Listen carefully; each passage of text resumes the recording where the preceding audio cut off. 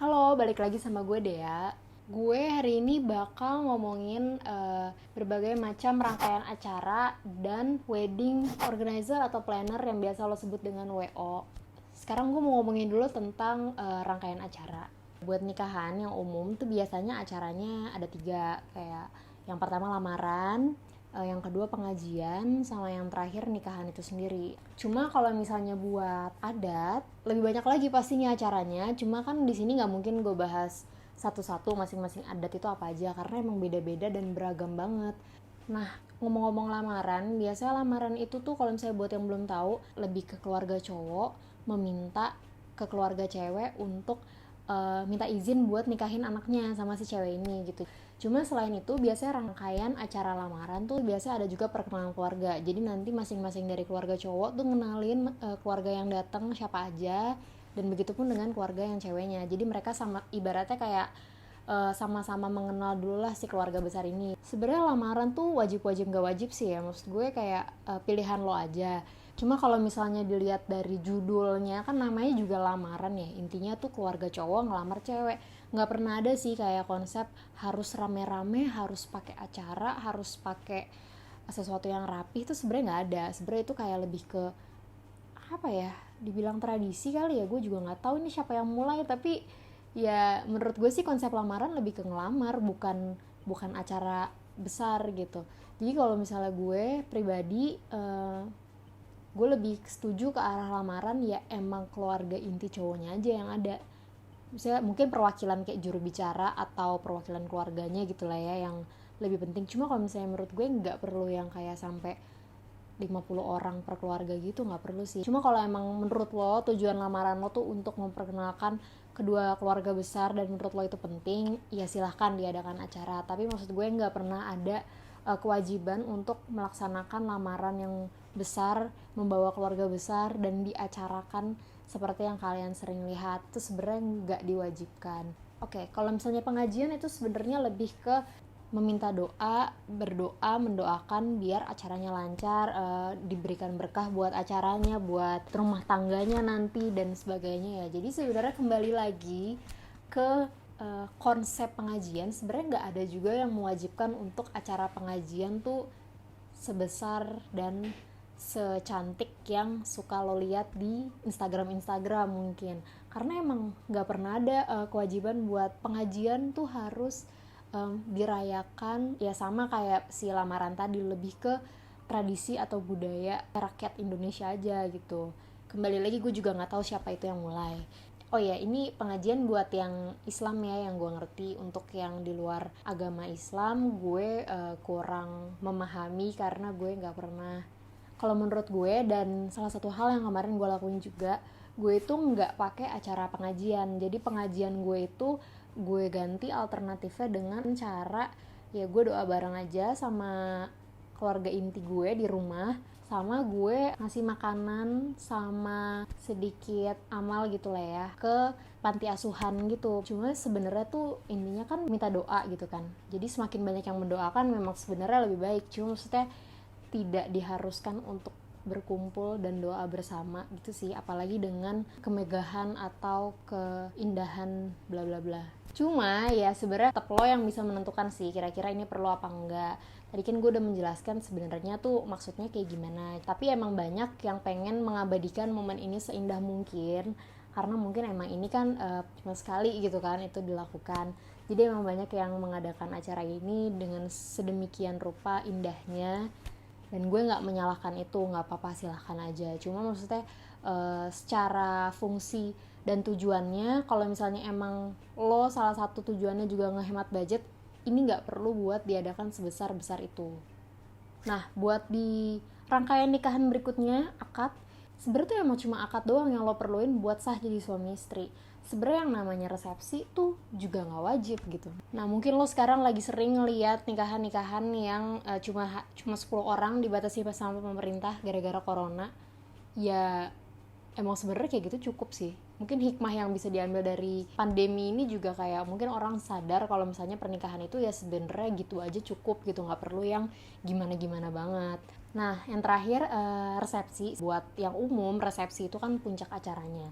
Sebenarnya resepsi itu lebih ke acara perayaan akan pernikahan lo tadi. Perayaan, sambutan, orang-orang makanya biasanya nyalamin itu karena ngasih selamat. Kembali lagi sebenarnya buat acara resepsi ini, nyalam-nyalam yang di panggung itu juga nggak wajib. Mungkin orang yang menciptakan itu lebih ke memudahkan aja kali ya buat orang yang tamu yang datang ngasih selamat ke pengantin biar gampang. Oke, pengantinnya di depan, tamu-tamunya yang menyalami gitu.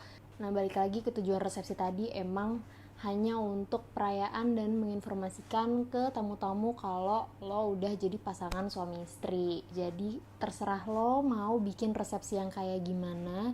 Kalau perayaannya di McD gitu sama teman-teman terdekat dan keluarga juga sah-sah aja sebenarnya. Jadi gue menyarankan untuk membuka pikiran selebar-lebarnya, karena yang lo lihat di masyarakat yang umum sebenarnya itu emang bukan hal yang diperlukan, tapi hanya kebiasaan aja. Gue sangat menyarankan buat orang yang mau nikah tuh mengerti sebenarnya tujuan menikah tuh apa dan apa tujuan dari masing-masing rangkaian acaranya. Karena kalau misalnya lo udah ngerti maksud dan tujuannya, pasti lo bisa sedemikian rupa menciptakan acara dengan gaya lo sendiri tanpa menghilangkan si maksud dan tujuannya ini. Nah, mungkin kalau misalnya lo masih bingung tentang rangkaian acaranya gimana, lo bisa konsul ke WO. Kalau mau nanya-nanya ke gue juga boleh kok, nanti gue balesin. Sebelum kita masuk ke wedding organizer atau planner ya, gue menyarankan lo udah tahu tanggal. Ya kalau bisa tanggal sih, jangan bulan, karena kalau misalnya lo mau nyari vendor apapun, even WO sekalipun, pasti yang pertama mereka tanyain tuh acaranya kapan, buat acara kapan. Dan itu kadang susah lo buat bilang kayak misalnya Maret 2021 tuh susah, karena mereka tuh setiap weekend, setiap hari tuh pasti ada batasnya gitu. Mereka juga bisa memperkirakan maksimal mereka megang berapa orang. Nah, terus selain waktu, penting banget juga buat lo tahu packsnya itu berapa. Karena harga wedding organizer dan planner itu biasanya dibatasi sama jumlah tamunya juga. Kayak misalnya harganya dari range 100 sampai 300 orang, sama 300 sampai 500, 500 sampai 1000 tuh pasti beda. Pasti makin banyak tuh makin mahal. Nah, mungkin sekarang gue mau mulai masuk ngebahas sebenarnya tuh wedding organizer, planner atau sebagainya tuh jenisnya tuh ada apa aja sih. Nah, yang pertama, yang biasanya paling umum dipakai itu wedding planner. Jadi wedding planner itu beragam sih sebenarnya kebijakan untuk masing-masing WO. Kita sebutnya WO aja ya. Untuk masing-masing WO tuh beda-beda. Kadang WOA, wedding plannernya itu 6 bulan sebelum acara. Ada juga yang wedding plannernya itu bisa sampai 1 tahun sebelum acara. Jadi mereka tuh kebijakannya beda-beda. Cuma yang jelas, yang namanya wedding planner itu sesuai dengan namanya, mereka itu ngebantu lo buat planning acara lo dari awal sampai akhir. Jadi kalau misalnya lo datang-datang ke mereka, lo belum tahu apapun tentang vendor lo belum tahu tempatnya mau di mana, lo belum tahu dekornya mau kayak gimana, makanannya apa, lo belum tahu lah tentang vendor-vendor yang akan lo pakai, itu mereka bisa banget ngebantu lo dari awal. Even ngasih, kalau misalnya mereka punya rekanan atau kenalan tuh ya, biasanya mereka bisa ngasih special price buat lo. Nah, itu sih untungnya buat wedding planner. Nah, selain itu juga, wedding planner itu bener-bener ngebantuin lo banget dari mulai lo bisa, misalnya lo ketemu sama vendor A, lo pasti akan ditemenin sama mereka. Lo bisa kayak minta bantu arrange waktunya dan mereka hadir di situ. Nah, terus kalau misalnya wedding planner itu udah pasti juga mereka bakal nemenin lo buat test food, buat technical meeting, atau mungkin gladiresik sih kalau ada, atau sejenisnya lah ya. Nah, itu buat mereka memastikan di hari H juga biasa termasuk. Cuma kadang ada juga yang plannernya tuh planning aja, nggak sama hari hanya. Nah, itu biasanya disebut sama yang kedua namanya wedding consultant. Nah, sebenarnya gue juga masih agak rancu ya sama wedding consultant dan planner ini, karena banyak banget WO yang sebenarnya menyatukan keduanya. Jadi consultant ini kan lebih ke kayak nge-consult ya, kayak misalnya lo punya sesuatu yang raw banget, misalnya gue punya budget 100 juta, gue mau color theme gue black and white, gue mau tempatnya outdoor, gue mau orangnya 500, gue mau acaranya santai. Nah, mereka tuh dengan ceplok-ceplok ide dari lo, mereka tuh menyatukan jadi satu kesatuan dan narik benang merah dari informasi-informasi lo itu. Jadi mereka lebih ke menyarankan best optionnya tuh kayak gimana sih gitu. Nah, kadang wedding consultant ini bisa digabungin sama planner, which is mereka juga eksekusi, menyatukan vendor bla bla bla, dan sampai di hari hanya juga. Tapi kadang ada juga yang si konsultan ini benar-benar cuma consultation aja, entah itu secara online atau misalnya face to face meeting ya. Jadi bisa juga mereka hanya membantu lo buat nemuin konsep nikahan idaman lo, tapi mereka untuk hari hanya nggak ikutan. Mereka biasanya menyarankan WO lain, mungkin teman mereka atau mereka punya subsidiariesnya juga bisa itu buat jadi wedding organizer kalian pas hari H gitu. Yang pertama tadi kan wedding planner, dan yang kedua wedding consultant. Yang ketiga itu wedding organizer. Si organizer ini juga biasanya beda-beda terms and conditionsnya. Mostly tuh biasanya 3 bulan sebelum acara mereka bisa ngebantu lo. Jadi biasanya bedanya wedding organizer sama yang tadi, organizer itu lo dia cuma nge-organize aja, dia bukan ngebantu lo planning. Jadi biasanya misalnya gue udah punya vendor ABCDE, gue tinggal ngasih kontaknya ke mereka, ibaratnya kayak serah terima tanggung jawab. Jadi dari 3 bulan sebelum acara yang menghubungi si vendor-vendor ini tuh mereka, bukan kita lagi. Cuma yang nyari tetap kita. Sebenarnya kemarin gue juga pakai wedding organizer hitungannya, cuma ya balik lagi ke kebaikan masing-masing WO ya. Mereka tuh kemarin gue tetap dibantuin sih nyari beberapa vendor, cuma emang buat main vendornya itu gue cari sendiri gitu. Jadi mereka biasanya tuh bertanggung jawab buat kayak technical meeting. Ini kan biasanya technical meeting sekitar 2-3 minggu sebelum acara gitu ya. Terus kalau misalnya di hari H itu udah pasti mereka bantuin juga. Nah jadi kalau misalnya buat antara ketiga tipe tadi ya, buat planners, consultant, sama organizer, menurut gue sih kalau misalnya kalian emang orangnya sibuk atau nggak punya waktu atau emang males buat mencari tahu banyak, atau mungkin kalian punya budget lebih buat di-spend di acara wedding lo ini, cocoknya sih lebih ke wedding planner ya, karena emang enak banget sebenarnya semuanya diurusin, bener-bener semuanya diurusin. Cuma kalau misalnya lo mungkin lebih suka yang kayak turun tangan, lo suka nyari-nyari sendiri dan lo ngerasa lo mampu buat menentukan pilihan lo sendiri tanpa dibantu sama si WO tadi, mungkin lo lebih cocok buat si wedding organizer, karena emang ya budgetnya juga lebih murah sih. Jadi kalau misalnya lo mau nge-save budget, gue sarankan buat milih yang WO ini. Nah terus WO itu kadang nggak cuma buat wedding aja ya, jadi lo biasanya harus kasih tahu juga ke mereka apa aja acara-acara lo. Misalnya lo punya acara engagement, punya acara pengajian, mereka tuh perlu tahu ekspektasi lo tuh makin mereka di kapan aja. Buat range budget wedding organizer, wedding planner tuh sebenarnya semahal apa sih? Nah, jadi gue kasih tahu di sini kalau WO itu range harganya buat yang gue tanya ya, itu harganya start from 30 juta, tergantung vendornya, tergantung vendor wedding organizernya ini, dan tergantung seberapa banyak tamu lo. Nah buat lo yang pengen cari inspirasi WO tapi males nyari, di description box bawah udah gue kasih beberapa link price list dari masing-masing WO yang udah pernah gue tanya. Sebagian mungkin ada price listnya masih 2019, tapi sebagian juga banyak yang udah 2020. Dan di situ kan juga dijelasin ya kayak terms and conditionsnya, banyak orangnya berapa, boleh dan nggak bolehnya apa tuh dijelasin, jadi lo bisa lihat-lihat juga.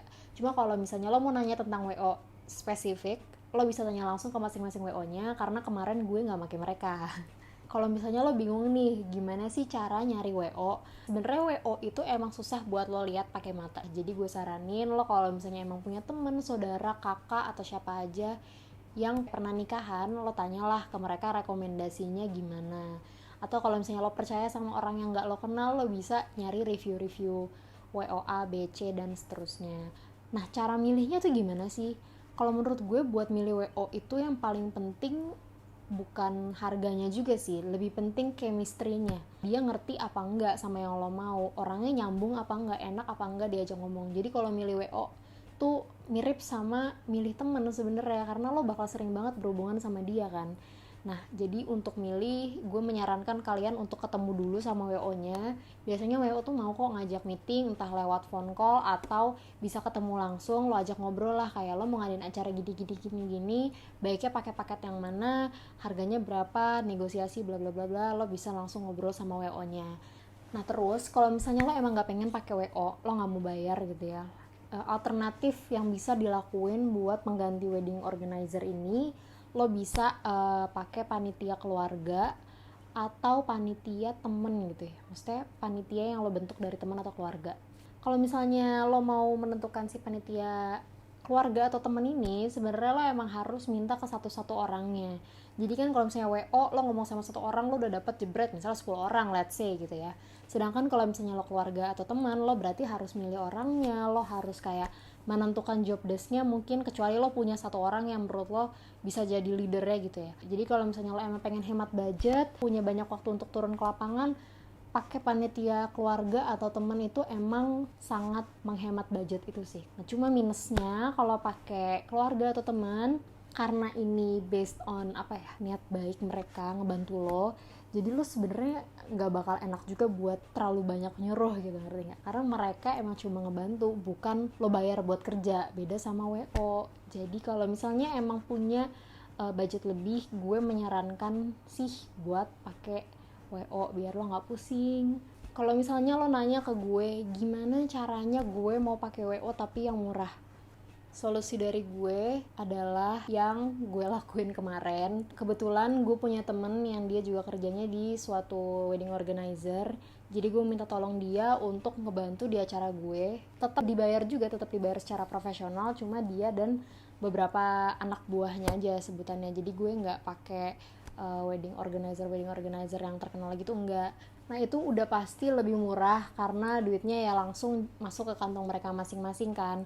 Untuk masalah quality balik lagi ke chemistry dan kepercayaan lo, karena gue tekankan WO itu cocok-cocokan banget. Kalau buat range WO tadi 30 sampai end up gitu ya, dengan cara yang ini gue itu kemarin WO-nya cuma, ya bisa dibilang cuma 12 juta. Itu udah include 11 orang, diaturin dari H-3 bulan sampai hari H acara dikoordinate semuanya. Jadi kalau misalnya lo emang punya kenalan, gue sangat menyarankan buat ngelakuin hal ini karena bener-bener win-win sih. Kayak lo gak terlalu menguras kantong, tapi mereka juga lo bayar, lo gak merepotkan orang-orang sekitar lo, orang-orang terdekat lo tetap bisa menikmati acara, dan lo juga gak pusing pastinya. Lo, ya sumpah, mendekati acara tuh banyak pusingnya, jadi jangan terlalu banyak ngelakuin semuanya sendiri. Begitu saran dari gue. Untuk video kali ini segitu dulu. Nextnya gue bakal masuk ke venue dan makanan. Mungkin gue akan ngegabung dua itu di satu video karena emang nyambung sebenarnya. Buat lo yang sampai sekarang masih pengen pakai wedding organizer aja atau malah nggak pakai WO sama sekali, mungkin video gue berikutnya bisa menjadi sumber inspirasi lo buat menentukan venue yang terbaik buat lo. Oke, see you in the next video. Bye.